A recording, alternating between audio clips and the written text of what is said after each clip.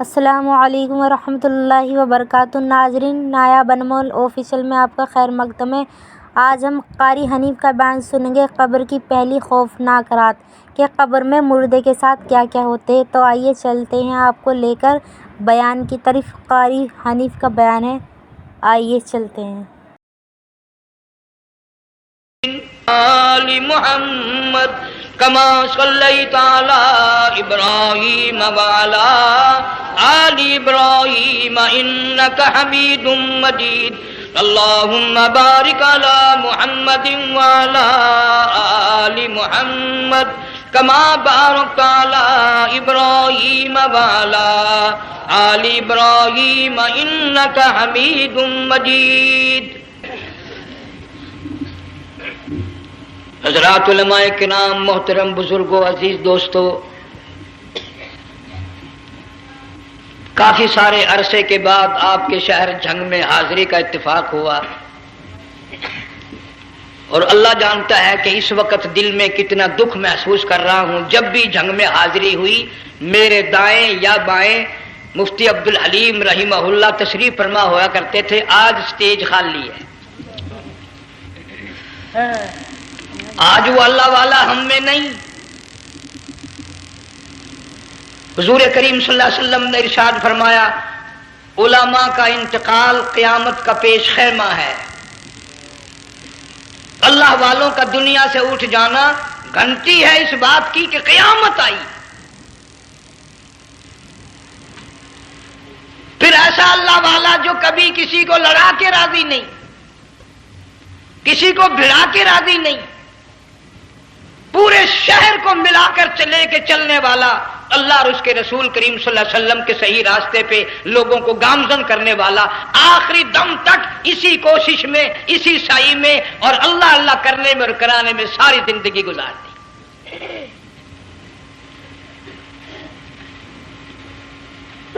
سارا شہر جھنگ مل کر، سارے علماء مل کر کوشش کریں، مفتی عبدالحلیم کو نہیں لا سکتے، یہ خلا پورا ہونے والا نہیں۔ پھر ساتھ ساتھ مولانا صوفی محمد یار صاحب سب قید رحمہ اللہ، وہ بھی اس دنیا فانی سے رخصت فرما گئے۔ ایک اچھے خاصے طبقے کو وہ بھی داغ مفارقت دے گئے، اور قریب ہی کے زمانے میں سرگود شہر میں مفتی احمد سعید صاحب رحمہ اللہ وہ بھی رخصت ہو گئے۔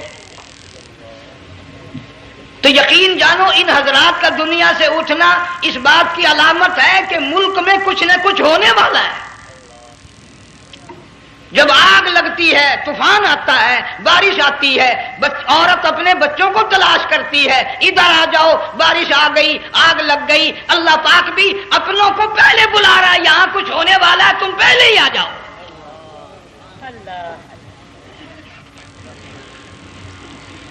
اور اس طرح بھی اشارہ فرمایا، وَكَمْ أَهْلَكْنَا قَبْلَهُمْ مِنَ الْقُرُونِ۔ اللہ فرماتے ہیں میری زمین پہ عداوت نہ کرو، فساد نہ مچاؤ، قتل نہ کرو، خون نہ بہاؤ، ناحق لوگوں کا خون نہ بہاؤ۔ اللہ پاک کی زمین ہر روز صبح کو عرض کرتی، الہی لوگ مجھ پہ زنا کر کے چلتے ہیں، بدماشی کر کے چلتے ہیں، اجازت دے میں لقمہ بنا کر نگل جاؤں۔ مجھے اپنے اوپر ان کا چلنا پسند نہیں، مجھے اچھا نہیں لگتا۔ ہر روز آواز لگاتی ہے، ظالموں، بدکاروں، بدماشوں، میرے اوپر دندناتے پھرتے ہو، ایک نہ ایک دن میرے اندر آؤ گے، تمہیں پتہ چل جائے گا کہ میں تم کو کتنا دشمن رکھتی تھی۔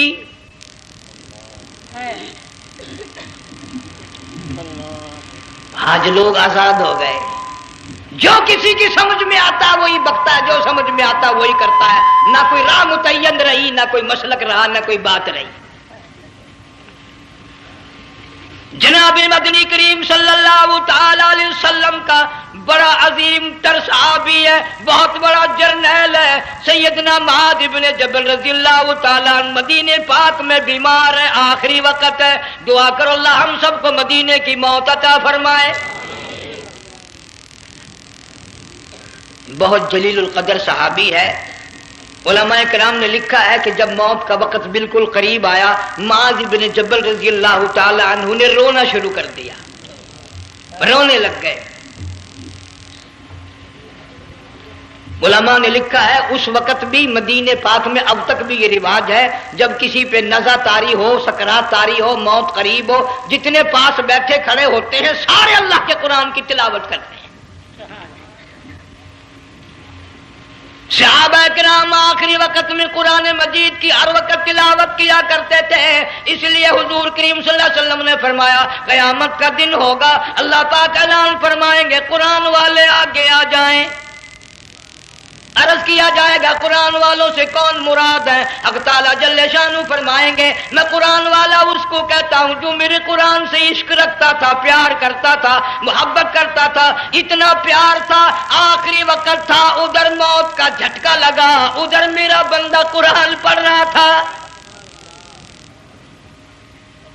آج بھی اپنی قبر سے اٹھا میرا قرآن پڑھتا ہوا اٹھا، تم میدان حشر کا چکر لگاؤ، آج بھی ان کے منہ سے کستوری کی خوشبو آ رہی ہے۔ معاذ بن جبل رضی اللہ تعالیٰ عنہ قرآن مجید کی تلاوت فرماتے فرماتے رونے لگ گئے۔ کسی صحابی نے کہہ دیا موت سے ڈر کے رو رہے ہو، موت سے ڈر گئے؟ فرمایا نہیں۔ پھر کیوں روئے؟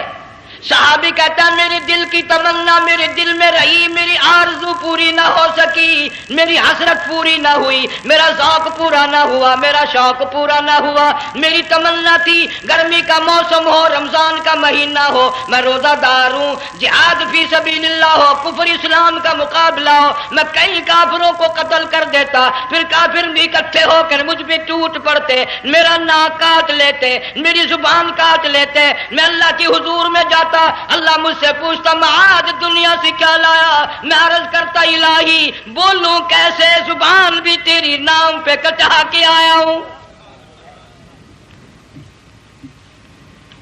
اور روزہ رکھ کر آیا ہوں، نیت یہ ہے کہ تیرے محبوب کے حوض کوثر کے پانی سے روزہ افطار کروں گا۔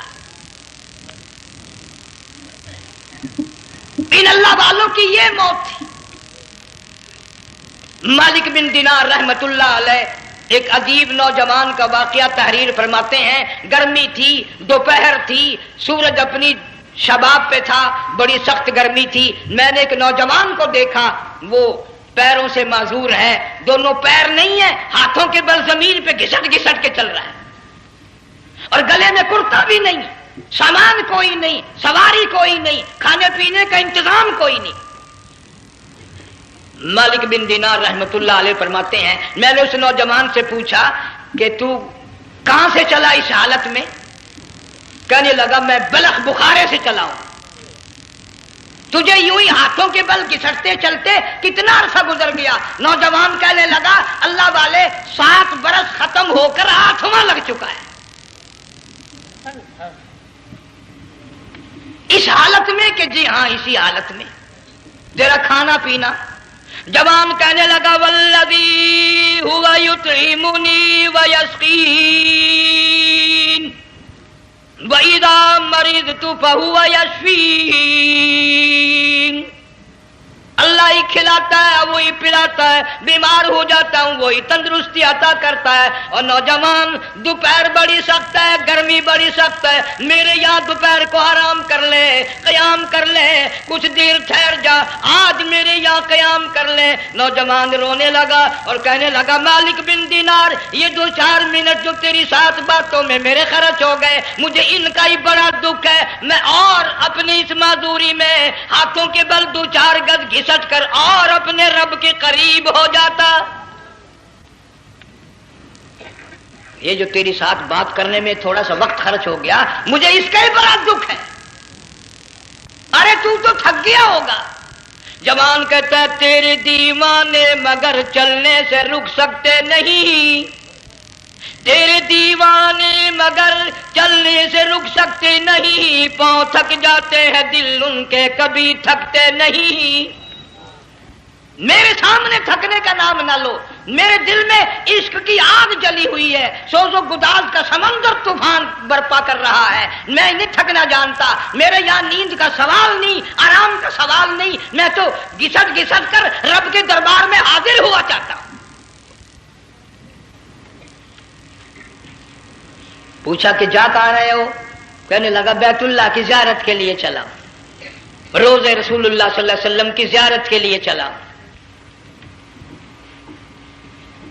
کھانا پینا کچھ نہیں کہ نہیں، بس کہ منتظر ہوں اس گھڑی کا کہ کب وہ وقت آئے اور کب میں جا کر یوں کہوں کہ اے مدینے کی مہاجر سبز گنبد کے مکی، اے مدینے کے مہاجر سبز گنبد کی مکی، عرش ہے تیرے قدم کے فیض سے یہ سرزمین۔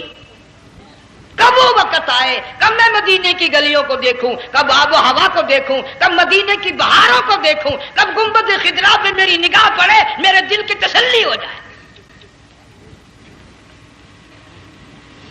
عاشق لوگ یوں ہی کیا کرتے ہیں۔ دیہات کی ایک عورت آئی رسول اکرم صلی اللہ علیہ وسلم کی وفات شریف کے بعد اور آ کے کہنے لگی، بہن عائشہ رضی اللہ تعالیٰ عنہ، میں نے سنا ہے سرکار کی وفات شریف ہو گئی، کیا کہاں دفن کیا کہ اس حجرے میں؟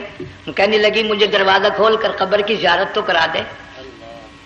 عورت صاحب دیہات کی رہنے والی چوکھٹ پہ کھڑی ہو کے کہنے لگی، آقا جب بھی آتی تھی زبان تیری ہوتی تھی، قرآن خدا کا سنتی تھی، مسائل پوچھتی تھی، زیارت کرتی تھی، اب یہ زندگی اچھی نہیں لگتی، میں تیرے قدموں میں مرنا چاہتی ہوں۔ علماء نے لکھا ہے ایک چیخ ماری، چوکھٹ پہ گر کر جان دے دی۔ سبحان اللہ۔ مالک بن دینار رحمت اللہ علیہ فرماتے میں بھی اس سال حج کے لیے گیا، مینا میں میں نے دیکھا کہ بڑا مجمع لگا ہوا ہے ایک جگہ، تو میں بھی گیا کہ یہ لوگ کیوں اکٹھے ہیں۔ میں نے لوگوں میں سے جھانک کر دیکھا تو وہی نوجوان بیٹھا ہے جس کو میں نے دوپہر کے وقت دیکھا تھا، وہی حالت ہے، گلے میں کرتا نہیں، گٹھڑی نہیں، تھیلا نہیں، سامان نہیں، اور رو رو کے یوں کہتا، مولا آج کسی نے دمبے کی قربانی دی، کسی نے بکری کی قربانی دی، کسی نے اونٹ کی قربانی دی، کسی نے گائے کی قربانی دی، میں فقیر ہوں، میں مسکین ہوں، میں بالکل مفلس اور نادار ہوں، میرے پاس تو یہ میری جان ہے، میں اس کی قربانی دیا چاہتا ہوں، قبول فرما۔ ہزاروں لاکھوں لوگوں کے سامنے ایک چیخ ماری اور مینا میں جان دے دی۔ اس حالت میں ان اللہ والوں کا آخری وقت آتا ہے۔ ایک ہم لوگ مرتے ہیں ایکسیڈنٹوں میں، سڑکوں پہ، ادھر موت کا جھٹکا لگ رہا ہے، ادھر منہ میں کنجری کا گانا۔ ارشاد فرمایا مدنی کریم صلی اللہ تعالی علیہ وسلم نے، سیاتی علی الناس زمان، اور لوگوں میری امت میں ایک وقت ایسا آئے گا لوگ اتنے برباد ہو جائیں گے، صبح کو آدمی مومن مسلمان ہوگا، شام کو موت آئی تو جنازہ کافر کا اٹھ رہا ہوگا۔ گھروں میں، محلوں میں آج موت آتی ہے، کنجری کا گانا منہ میں ہوتا ہے، ادھر دم نکل رہا ہے، ادھر کنجری کا گانا، کانوں میں آواز آ رہی ہے، میت کو غسل دیا جا رہا ہے، کنجری کی آواز آ رہی ہے، جنازہ اٹھا کر لے جا رہے ہیں، کنجری کی آواز آ رہی ہے، قبر میں میت اتاری جا رہی ہے، کنجری کی آواز آ رہی ہے، قبر پہ مٹی ڈالی جا رہی ہے، کنجری کی آواز آ رہی ہے۔ اس ماحول میں، اس معاشرے میں ہم کس طرح ایمان اور یقین اور ایمان ساتھ لے کر مریں گے؟ ہزاروں نہیں، لاکھوں کو مرتے وقت کلمہ نصیب نہیں۔ قسم دے کر پوچھو، ماں مر رہی ہے، کلمہ منہ سے نہ نکلا، باپ مر گیا، منہ سے کلمہ نہیں نکلا، بیگم صاحبہ چل بسی، منہ سے کلمہ نہیں نکلا۔ ہزاروں چلے گئے اور اپنے جانے کا پھر بھی یقین نہ آیا۔ تم نے کبھی سوچا تک نہیں، خیال تک نہیں کیا۔ ارشاد فرمایا مدنی کریم صلی اللہ تعالی علیہ وسلم نے، اور لوگوں ابو ہریرہ رضی اللہ تعالیٰ عنہ سے پوچھا تو کیوں رویا؟ عرض کرنے لگا میرے آقا اتنی کمزوری کبھی نہ دیکھی، اتنی ضعیفی کبھی نہ دیکھی، اتنی ناتوانی کبھی نہیں دیکھی، چہرہ انور بالکل کمزور ہو گیا۔ آپ نے ٹھنڈا سانس لے کر فرمایا ابو ہریرہ تجھے معلوم نہیں موت بالکل قریب آ گئی، بالکل قریب آ گئی موت۔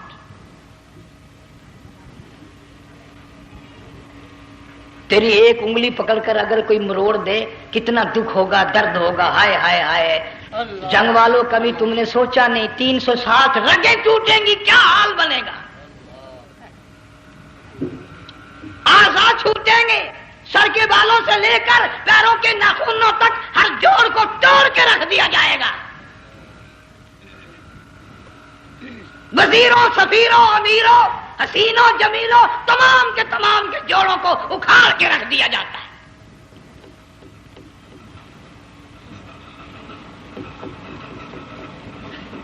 پروگرام تک نہیں مرد عورتوں کا کہ یہ دنیا کسی کی نہ بنی، قبر میں آخر جانا ہی جانا ہے۔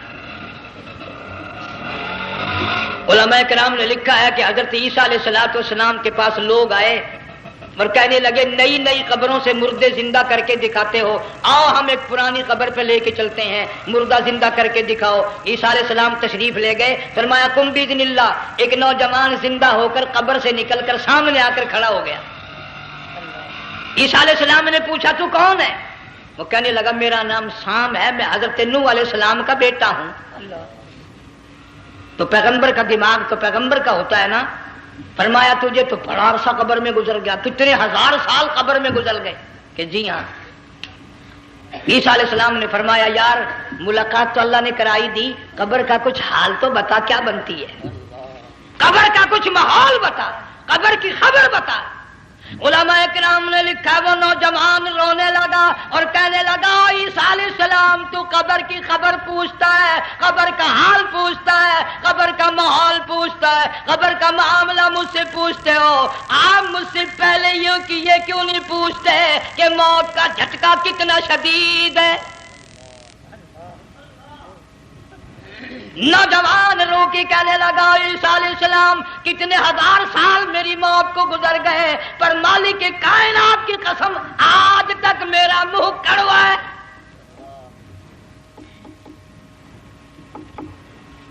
اس لیے جنگ والوں لمبی چوڑی بات کہنے کا وقت نہیں، حالات نہیں، میں تو تمہیں اتنا سا پیغام دینے آیا، کھانے پینے کا زمانہ ہے، میں جانتا ہوں تم کیلے کھاتے ہو، تمہیں کیلے کا ذائقہ معلوم ہے، امرود کا ذائقہ تم کو معلوم ہے، انار کا ذائقہ تمہیں معلوم ہے، انگور کا ذائقہ معلوم ہے، انناس کا ذائقہ معلوم ہے، آم کا ذائقہ معلوم ہے، ہزاروں پھلوں کے ذائقے تمہیں معلوم ہے، ہزاروں مٹھائیوں کے ذائقے تمہیں معلوم ہے، ہزاروں بیکری کی چیزوں کے ذائقے تمہیں معلوم ہے، ہزاروں شربتوں کے ذائقے معلوم ہے، پر تم نے جنگ والوں کبھی بھی قبرستان میں جا کر قبر والوں سے یہ نہیں پوچھا او قبر والوں ذرا بتاؤ تو صحیح موت کا ذائقہ کیسا ہے؟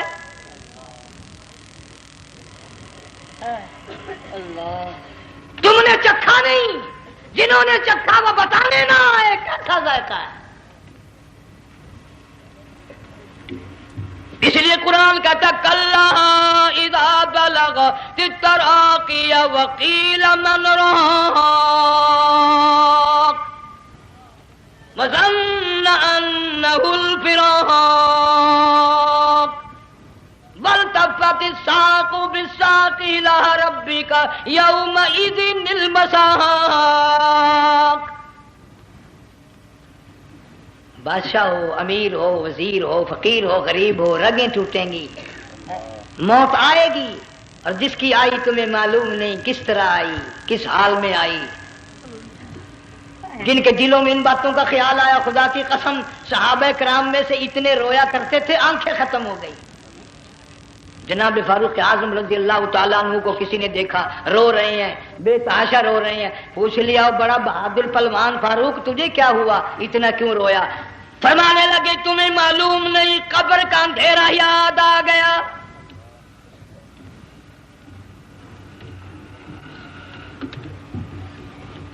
1,29,000 صحابہ کرام اس آخرت کے لیے قربانیاں دیتے آئے، اولاد کی قربانی دی، مال کی قربانی دی، جان کی قربانی دی، جو کرنا پڑا وہ کر گزرے، لیکن محمد عربی صلی اللہ علیہ وسلم کا دامن نہ چھوڑا۔ اسی لیے ہر سال اللہ پاک جل شانہ نے اس امت کو یہ موقع دیا کہ سنت خلیل پہ عمل کرتے کرتے قربانیوں کی یاد تازہ ہو جائے، قربانیوں کی یاد تازہ ہو جائے۔ قرآن کریم میں جا بجا ابراہیم علیہ السلام کا اللہ پاک نے ذکر خیر فرمایا، یوں فرمایا ہم نے ان کے بڑے امتحان کیے، بڑی آزمائش کی، وہ ساروں میں کامیاب ہوئے۔ تم ہر وقت اللہ سے یہ دعا کیا کرو اللہ ہمیں امتحان میں نہ ڈالے، آزمائش میں نہ ڈالے، ہم امتحان کے قابل نہیں۔ یہ ہمارے جو امتحان ہوتے ہیں ان میں نقل ماری جاتی ہے تو اللہ امتحان لے گا تو نقل کیسے ماریں گے؟ کیسے کام چلے گا؟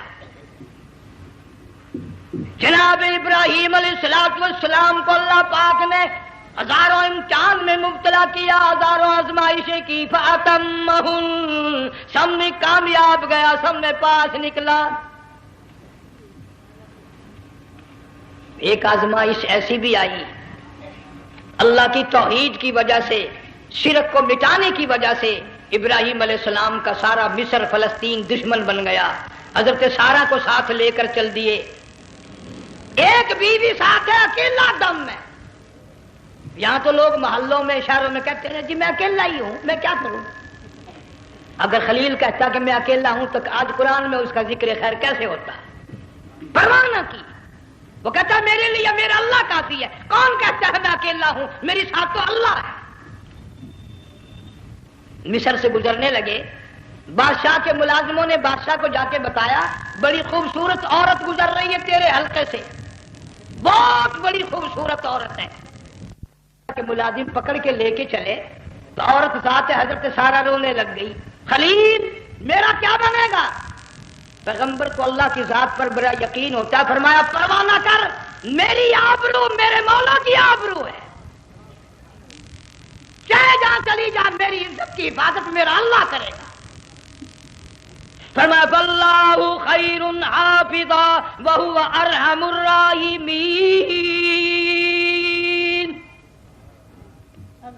پرواہ نہ کر، میں اس کا پیغمبر ہوں، نبی ہوں، چیخا میں جلا اس کے لیے، سارے دکھ اٹھاتا ہوں اس کے لیے، میری عزت کی حفاظت وہی کرے گا۔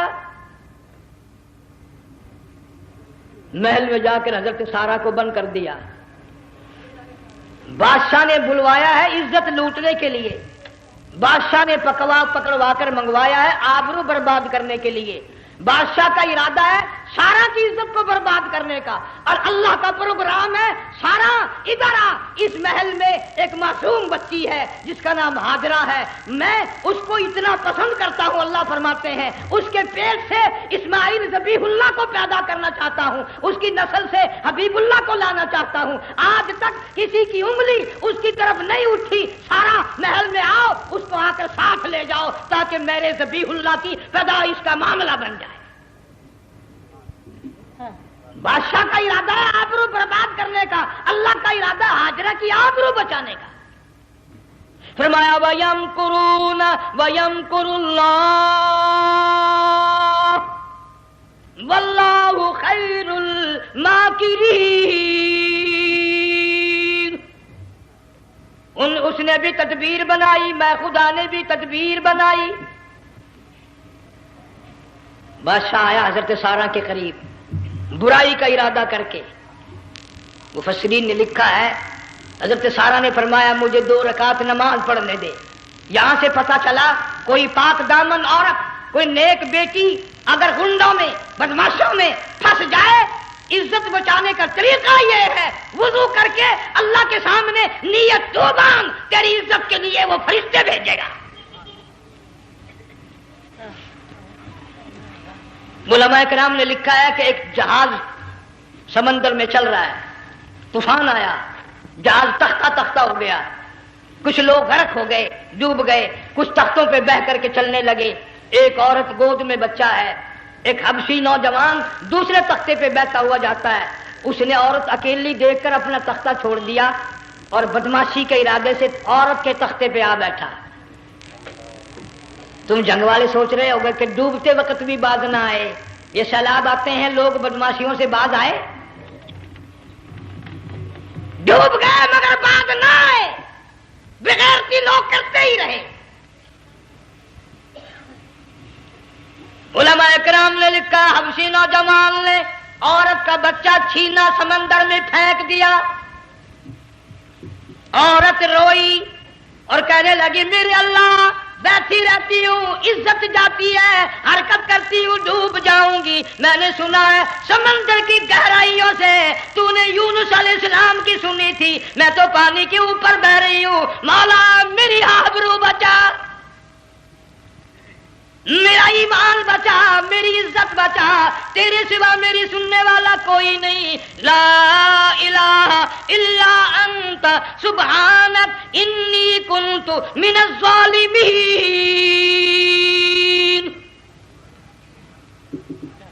علماء نے لکھا ہے کہ ایک گردن سی نمودار ہوئی پانی میں سے اور حبشی نوجوان کو ایک ہی لقمہ بنا کر لے گئی۔ وہ تو ہر جگہ سنتا ہے، پکارنے والا بے بس بے کس ہو کر جب اس کو پکارتا ہے وہ ہر جگہ انداز پہنچاتا ہے، وہ ہے جو موجود ہر جگہ۔ عورت بہتی بہتی کنارے جا لگی، ایک جہاز قریب آیا، دوپٹے کا اشارہ کر کے اس کو بلایا۔ جہاز میں جب سوار ہوئی تو دیکھتی کیا ہے، ایک نوجوان کی گود میں اس کا وہ بچہ جو سمندر میں پھینک دیا تھا بیٹھا ہوا کھیل رہا ہے۔ ٹوٹ پڑی، میرا بچہ ہے۔ لوگوں نے کہا تیرا کہاں سے آیا؟ ماجرا سنایا، اس طرح ہوا۔ جہاز کے کپتان نے کہا ہم جہاز لے کر آ رہے تھے، غیب سے آواز آئی جہاز ادھر کو لے آؤ ورنہ ڈبو دیے جاؤ گے۔ ہم جب جہاز وہاں لے کر پہنچے تو دیکھتے کیا ہے کہ ایک جانور کی پیٹھ پہ یہ بچہ بیٹھا ہوا کھیل رہا تھا۔ عزت بھی بچی، ایمان بھی بچا، بچہ بھی بچا، اور کوئی بچانے کے لیے تدبیر کرے جبھی نا۔ حضرت سارا نے نماز پڑھ کر بد دعا کر دی، بادشاہ کے سارے بدن میں درد ہونے لگا۔ پیغمبر کا سارا گھر بڑا کریم ہوتا ہے، جب اس کو درد نے ستایا نا کہنے لگا میں وعدہ کرتا ہوں تجھے کچھ نہیں کہوں گا، میرے لیے دعا کر دے۔ اب اگر کوئی جنگ کا ہوتا یا میں ہوتا کہتا دفع ہو، تیرے واسطے دعا کا دی۔ لیکن حضرت سارا نے پھر جولی پھیلا دی، مولا وعدہ کرتا ہے، بدماشی سے توبہ کرتا ہے، اس کو تندرستی عطا فرما دے۔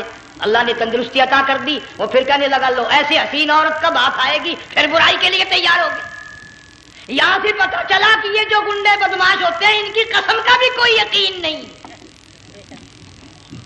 اگلے دن ایک آدمی نے قسم کھائی تو اس کے خلاف کرنے لگا۔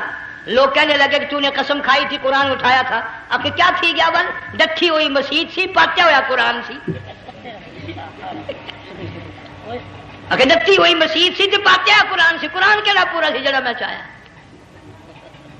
مگر اسے یہ معلوم نہیں کہ تو نے تو پڑھا قرآن اٹھایا، ڈٹھی ہوئی مسجد میں اٹھایا۔ خدا کا جب غضب آئے گا تو وہ ادھورا نہیں آئے گا،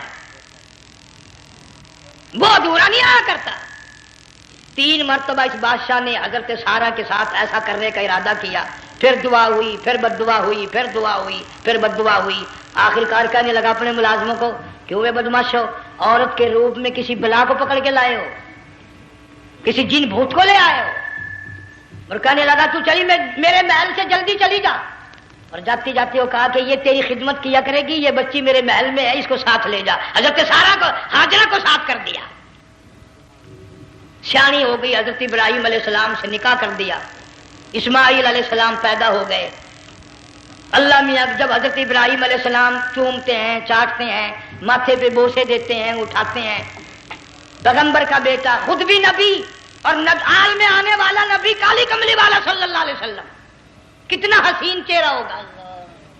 اللہ میاں نے پھر آزما لیا، حکم دیا کہ اس ہاجرہ کو، اسماعیل کو، دونوں ماں بیٹوں کو وہاں چھوڑ کے آ جہاں سینکڑوں میل میں پانی کوئی نہیں، آدمی کوئی نہیں، رستہ کوئی نہیں، گھاس کوئی نہیں، پتا کوئی نہیں، جہاں بیت اللہ ہے یہاں کے بارے میں حکم دیا چھوڑ کے آ۔ اور اگر آپ کو نیند نہیں آئی تو مزہ آئے گا، اللہ نے یہ فرما دیا، بتانا نہیں ہے کہ میں نے حکم دیا ہے۔ خدا حافظ نبی نہیں کہتا اپنی بیوی کو۔ آج لوگ ہر بات میں کہہ دیتے ہیں ہمارے پیروں کو پتا کل کو کیا ہوگا، ہمارے فقیروں کو پتا ہے پرسوں کیا ہوگا۔ اور بڑی مدت کی بات ہے، یہی موسم تھا، چماسا گرمی تھی، انارکلی لاہور سے ہم کئی ساتھی گزر رہے تھے، فٹ پاتھ پہ بیٹھا ایک ملنگ، چاروں طرف لوگ کھڑے، بڑا مجمع، کافی دنوں کی تو بات ہو گئی، ہاتھوں کی لکیر دیکھ کر لوگوں کی تقدیر بتا رہا تھا۔ کسی کو کہتا تھا تجھے بڑی اونچی پوسٹ ملے گی، کسی کو کہتا تھا تیری شادی بڑی فرسٹ کلاس لیڈی سے ہوگی۔ وہ بابو تو کوڈا ہی ہو جاتا تھا، لیڈیوں پہ بڑے مرائے یہ لیڈے، کوئی کام نہیں، رات دن بس لیڈیوں کے پیچھے ہی پھرنا ہے۔ میں نے اپنے ساتھیوں سے کہا، میں نے کہا میں بھی تقدیر پوچھتا ہوں اپنی، کہنے لگے شرارت ہو جائے، یہ منع کر ہے، ساری دنیا پر ہاتھ دکھا رہی ہے، کوئی شرارت نہیں، میرے ہاتھ میں شرارت ہے۔ 1 روپیہ لے رہا تھا وہ، میں بھی لوگوں میں گھساتا بھیڑ میں سے اوپر نیچے ہی ہوتا میں بھی پہنچ گیا، اور دونوں گھٹنے میں نے زمین پہ رکھ دیا، روپیہ ہاتھ میں نے اس کے ذکر کہا، میں کہ ملنگ جی اگر اب ویکھیا میری شادی ہو جائے گی کہ نہیں؟ اب اس نے دیکھ کے میری طرف کہنے لگا، اس نے سوچا کہ یہاں اچھے بھلے کو نہیں ملتی پاکستان میں، اسے کون دے گا؟ اچھی طرح میرا ہاتھ دیکھا بھی نہیں، جھٹک کے کہنے لگا نہیں تیری شادی نہیں ہونی۔ میں کیا کھوتے تیرے باپ کے 8 بچے کھیل رہے ہیں۔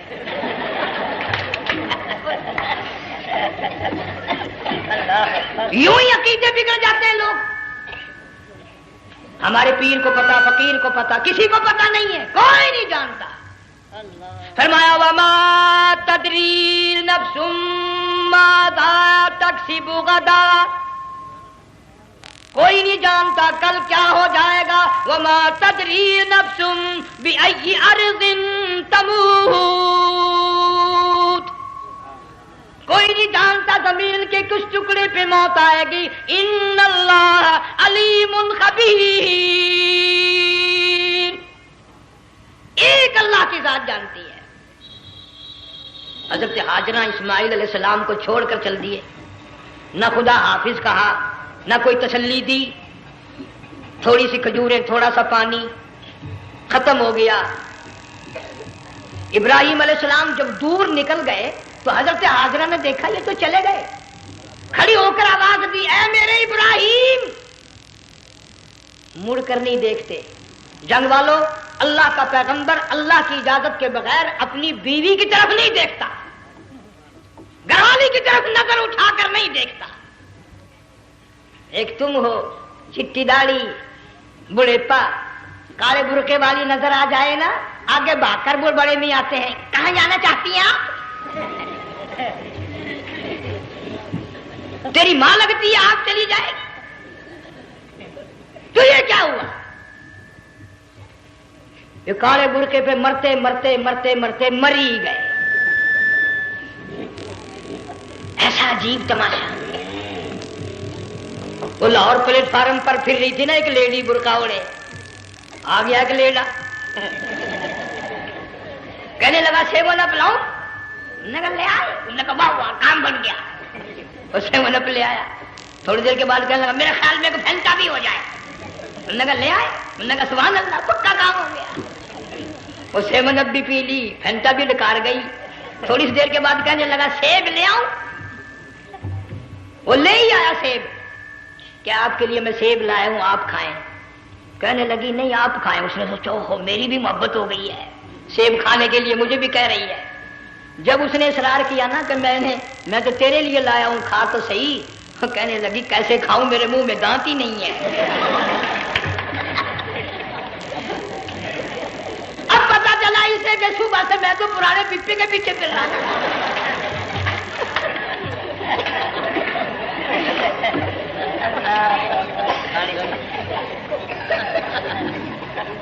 صرف برقع دیکھا چل دی۔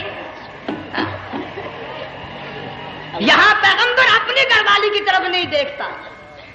حضرت ہاجرہ نے اسماعیل علیہ السلام کو سینے سے لگایا، عرب کی قداور مائی، طاقتور مائی، دوڑ لگا کر حضرت خلیل کا راستہ آ کے روک لیا اور کہنے لگی میں جوان عورت، یہ پیارا نور نظر، یہ لخت جگر، شکل تو دیکھو، صورت تو دیکھو، ہمیں یہاں چھوڑ کے جا رہے ہو؟ اللہ کا پیغمبر بولتا نہیں۔ پتہ چلا پیغمبر اللہ کی اجازت کے بغیر سانس نہیں لیتا، آنکھ کا اشارہ نہیں کرتا۔ حضرت ہاجرہ رونے لگ گئی، میرے خلیل، میرے ابراہیم، میرا قصور بتاؤ، میرا جرم بتاؤ، میری خطا بتاؤ، میرا گناہ بتاؤ، معافی چاہوں گی، معذرت کروں گی، اس بچے کا کیا گناہ ہے اس میدان میں چھوڑ کے چلے ہو؟ بولتے نہیں ہیں، اللہ کی طرف سے بولنے کی اجازت نہیں ہے۔ حضرت ہاجرہ نے خود ہی قیاس لگایا، سوچتی ہیں پیغمبر تو کسی پہ ظلم نہیں کرتا۔ وہ کہنے لگی خلیل کہیں اس رب کا حکم تو نہیں اس اللہ کا یوں حکم تو نہیں. جنگ کے لوگوں اگر خلیل ہاں کہہ دیتا تو کیا حرج تھا؟ ہاں نہیں کہتا، اجازت نہیں، تاکہ ہاجرہ کے یقین ایمان کا امتحان مکمل ہو. مفسرین نے لکھا ہے کہ حضرت ابراہیم علیہ السلام نے سر کا یوں اشارہ کیا، بس ذرا سا ہاں. پھر عورت کا ایمان دیکھ، یقین دیکھ، یہیں نہ بیٹھی، دوڑ کے وہاں گئی ہے جہاں پہلے بٹھا کر آئے تھے، اور کہنے لگی ابراہیم جاؤ، میں جانوں میرا رب جانے، پرواہ نہیں.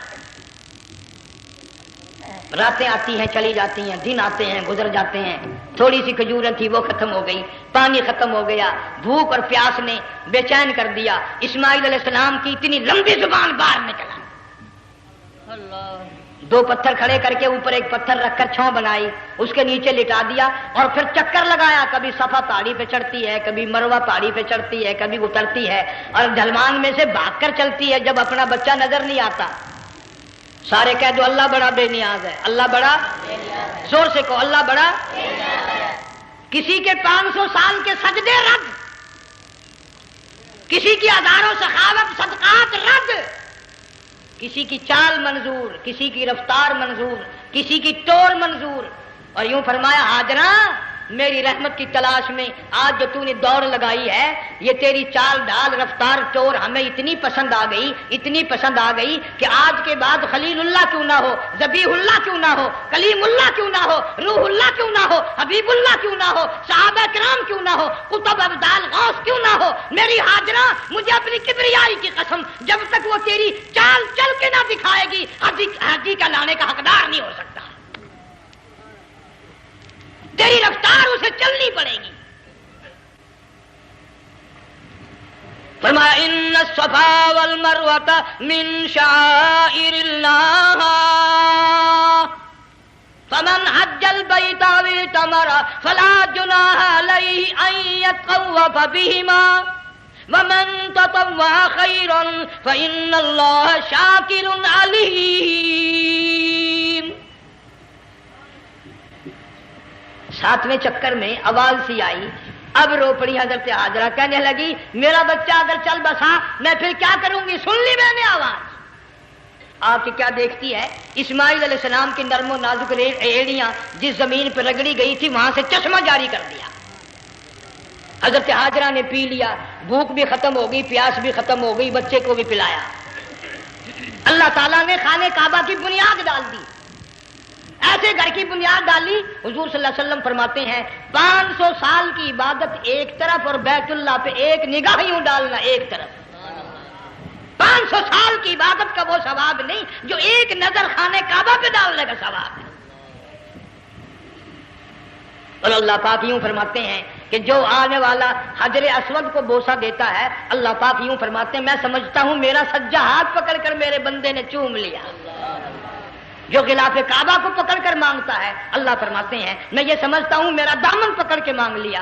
جو مقام ملتزم پہ لپٹ کے مانگتا ہے، اللہ فرماتے ہیں میں سمجھتا ہوں میری چوکھٹ پہ پڑھ کے مانگ لیا. اور فرمایا لوگوں یہ جو آنے والے آئے ہیں یہ رشتہ داروں کے مہمان نہیں، عزیزوں کے مہمان نہیں، دوستوں کے مہمان نہیں، میں خدا میزبان ہوں، یہ میرے مہمان ہیں. آج ان کی دعاؤں پہ آمین کہو. فرشتوں کو حکم ہوتا ہے ان سے مصافحہ کرو. مگر اللہ تعالیٰ سب کو توفیق دے کہ حج مکمل کر کے آئیں اور سب کا حج قبول فرمائے. میرے علاقے میں کئی سالوں کی بات ہے پرانی، جب کوئی حاجی تھا، ایک آدمی حج کر کے آیا. میں دوپہر کو اس کو ملنے گیا تو ظہر کی نماز کا وقت آیا، میں اٹھ کے چلا گیا نماز پڑھنے. پھر عصر کی نماز کا وقت آیا، میں اٹھا اور نماز پڑھ کے آ گیا. میں نے اس حاجی کے لڑکے سے پوچھا، میں نے کہا حاجی صاحب نے نماز یہیں پڑھی؟ تو کہنے لگا جی ابھی شروع نہیں کی، سفر کے تھکے ہوئے ہیں نا، 2-4 دن کے بعد شروع کریں گے. شکر ہے پہلے لوگ جھوٹ نہیں بولنا کرتے تھے. ہاں آج کل کا ہوتا ہے نا تو وہ کہہ دیتا ہے جی یہ تو کئی وقت کی کچھی پڑھ کر بیٹھے ہیں. تو پھر مولوی تھا نا، میں بیٹھ گیا حاجی کے پاس. باتوں میں اس کو لے آیا یہی، میں نے کہا حاجی صاحب نماز نہیں پڑھی؟ کہنے لگا آپ ہی لوگوں سے سنا ہے کہ بیت اللہ میں جو ایک نماز پڑھے 1,00,000 کا ثواب ملتا ہے، مسجد نبی میں جو ایک نماز پڑھے 50,000 کا ثواب ملتا ہے. 4 مہینے پڑھ کے آیا، وہ حساب لگا لو.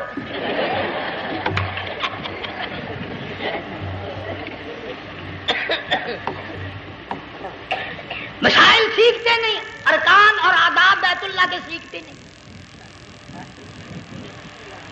ڈی سی کے دفتر میں اگر جانا ہو کئیوں سے پوچھے کیسا جاؤں, کس طرح درخواست دوں, کیسے کہوں, کیسے کھڑا ہوں, کیسے بیٹھوں, کیا عرض کروں, اور اللہ کے دربار میں ہم جاتے ہیں اور سیکھ کرنے جاتے ہیں. یہ خوف نہیں کہ اگر بے ادبی ہوگی تو مارا جاؤں گا. اللہ تبارک و تعالیٰ جل شانہ نے اسماعیل علیہ السلام کی نرم و نازک ایڑیوں سے بنیاد ڈال کر خانہ کعبہ کی, اللہ نے ہمیں یہ کعبہ دیا, گناہوں کی معافی مانگنے کے لیے وہاں جاؤ, اللہ تبارک و تعالیٰ کے دربار میں حاضر ہو کر مانگنے کے لیے یہاں جاؤ. ارشاد فرمایا مدنی کریم صلی اللہ تعالی علیہ وسلم نے, جو آدمی صحیح ارکان حج کے ادا کر کے واپس جاتا ہے اس طرح واپس آتا ہے گویا آدمی ماں کے پیٹ سے پیدا ہوا. پہلے لوگ یوں ہی حج کیا کرتے تھے, یوں ہی قربانیاں کرتے تھے, اب تو ہر چیز کی لوگ آسانی تلاش کرتے ہیں.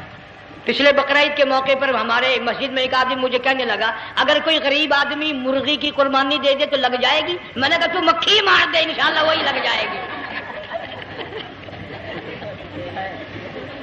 سارے کام ٹیڑھی ہو گئے, نیچے نیچے نیچے نیچے کو چلے آ رہے ہیں.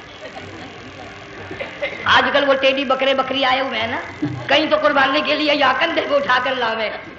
اب بتاؤ یہ گوشت بنتے گا یا کھاوے گا یا فریج میں رکھے گا, کیا کرے گا؟ بالکل کام بگڑ گیا. حضور صلی اللہ علیہ وسلم نے فرمایا قربانی کا جانور اچھا تلاش کر کے لاؤ, اس کے بدن پہ جتنے بال ہوتے ہیں اتنی نیکیاں لکھی جاتی ہیں. اور میرا موضوع نہیں, حضور صلی اللہ علیہ وسلم نے فرمایا کہ میں نے اللہ سے دعا کی تھی میری امت کا کیا بنے گا. پل صراط پہ سے گزرتے وقت اللہ تعالیٰ نے میری دعا کو قبول فرما کر یوں فرما دیا کہ تیری امت جو قربانی میں جانور ذبح کرے گی میں خدا پل صراط کے کنارے پر زندہ کر کے ان سب جانوروں کو سواریاں بنا کر پیش کر دوں گا. اس لیے بقرعید بالکل قریب آ گئی. ہر دین ایمان اسلام کے لیے قربانی کے لیے تیار رہو. زیادہ سے زیادہ مجھے آج کل فکر لگا ہوا ہے کہ اپنے گھروں کو میں نماز کا اہتمام کرو.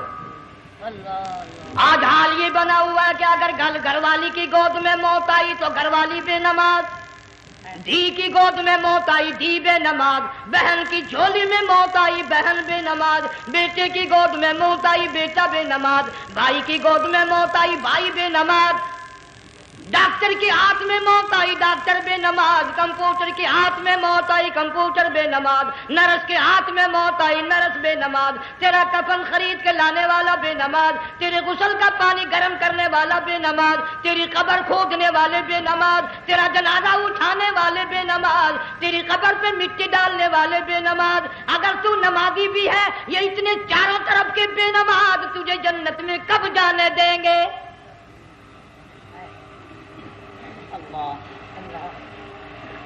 اس بچی کا فکر کیوں نہیں کرتا؟ کلاس میں فیل ہو جائے تجھے دکھ لگتا ہے میری بچی فیل ہو گئی, ساری عمر نماز نہ پڑھے تجھے کبھی درد نہیں ہوا کہ جہنم کے انگاروں میں جلے گی. بیوی ایک دن تیرا کہنا نہ مانے آگ لگ جاتی ہے, ساری عمر نماز نہ پڑھے بے ایمان تجھے کبھی آگ نہیں لگی. اس گھر سے تیرا جنازہ نکلے گا, اس گھر سے تیری میت اٹھے گی جس گھر میں تو نے سارے بے نماز پیدا کر رکھے ہیں, سارے بے نماز اکٹھے کر رکھے ہیں. کس طرح ایمان کلمہ ساتھ لے کر جائے گا؟ اس لیے اپنے ماحول میں اپنے گھر میں بچیوں کو بہنوں کو پیار سے محبت سے بڑے عقیدت سے ان کو نمازی بنا, تاکہ مرنے کے بعد جب تیرا جو بیٹی بہن منہ دیکھنے آئے تو نمازی تو تیرا منہ دیکھنے آئے, تیرا منہ دیکھنے بھی سارے بے نمازی آئے, تجھے کیا فائدہ ہوگا؟ اللہ سبحانہ و تعالی ہم سب کو ہمارے گھر کے ماحول کو نمازی بنائے. مفتی صاحب اس دنیا فانی سے رخصت ہو گئے, تشریف لے گئے, جان سارا بے وارثہ ہو گیا. مفتی صاحب ہی کا مدرسہ ہے, یہ مفتی صاحب ہی کے بچے ہیں, ان بچوں کی سرپرستی کرو, ان کا اکرام کرو, ان کی عزت کرو, جامعہ حلیمیہ کی خدمت کرو. بقرعید کا موقع آ رہا ہے, وہ تو نہ جانے کس کس طریقے سے اپنا کام چلاتے تھے, ہزاروں لوگوں سے ان کے تعلقات تھے. یہ بچے ہیں, نیا کام ہے. اللہ سبحانہ و تعالی ہر خدمت گزار کو دو جہان میں سرخ روئی عطا فرمائے. بڑی اچھی اچھی کیسٹیں آپ کو یہاں سامنے سے ملیں گی اپنے گھر کا ماحول بنانے کے لیے. پیغمبر کی دعا سے پہلے نہ اٹھا کرو بھائی. ہائے ہائے, کوئی دنیا کا دین کا جس کو کوئی اللہ سے حاجت ہو بیٹھ جائے ایک منٹ کے لیے, درود شریف پڑھ کے دعا مانگو. اللہم صلی وسلم وبارک علی سیدنا و مولانا محمد وعلی آل سیدنا و مولانا محمد وبارک وسلم. یا اللہ قبلہ مفتی صاحب رحمہ اللہ کی قبر کو جنت کا باغ بنا، اللہ تعالیٰ ان کے گھر والوں کو صبر جمیل کی توفیق عطا فرما، اللہ پاک ان کی آل اولاد کو مفتی صاحب کا جانشین صحیح معنوں میں جانشین بنا، اس مدرسے کو آباد فرما، اللہ تعالیٰ سارے جنگ کی سرپرستی فرما، سارے شہر کو آباد فرما، ہر شر سے ہر فتنے سے سب کی حفاظت فرما، یا اللہ ہم سب کو سچا مسلمان پکا دیندار بنا، ہمیں اور ہماری اولاد کو نیک اور نمازی بنا، یا اللہ ہمارے گھروں کو نماز اور قرآن سے آباد فرما، کلمے اور ایمان والی موت عطا فرما، صوفی مولانا محمد یار صاحب رحمہ اللہ کی قبر کو جنت کا باغ بنا، یا اللہ تمام مسلمانوں کی بخشش فرما، ساری امت کی مغفرت فرما، ساری مخلوق پہ کرم اور فضل فرما، یا اللہ سارے پاکستان کی حفاظت فرما، پاکستان کے داخلی خارجی دشمنوں کو ذلیل و خوار کر دے، یا اللہ ہم سب کو یقین ایمان اپنے اندر پیدا کرنے کی توفیق عطا فرما، ظالم کے ظلم سے بچا، شریر کی شرارت سے بچا، مولا حاسدوں کے حسد سے بچا، فتنہ پردازوں سے ہم سب کی حفاظت فرما، بے اولاد کو اولاد عطا فرما، جن کے پاس بچیاں ہیں اللہ تعالیٰ نرینہ اولاد عطا فرما۔ اور میں تو کافی دنوں کے بعد آیا ہوں، پرانے دوستوں میں سے تھے قاری غلام محمد صاحب، سب کا رحمت اللہ علیہ، اللہ تعالیٰ ان کی قبر کو جنت کا باغ بنا، سب کو جوار رحمت میں جگہ عطا فرما، ہمارے بڑے بزرگ قبلہ درخواستی صاحب مدذلو یا اور جتنے بھی بیمار ہیں اللہ پاک صحت کاملہ عطا فرما، مجھے بھی پیر غلام حبیب صاحب اللہ تعالیٰ ان کو بھی صحت کاملہ عطا فرما، اور میں گناہگار بھی اب تو سارا سال گزر گیا، اکثر بیماری رہتا ہوں، اللہ تعالیٰ صحت کاملہ عطا فرما، موت آئے تو کلمے اور ایمان والی موت عطا فرما، یا اللہ دو جہاں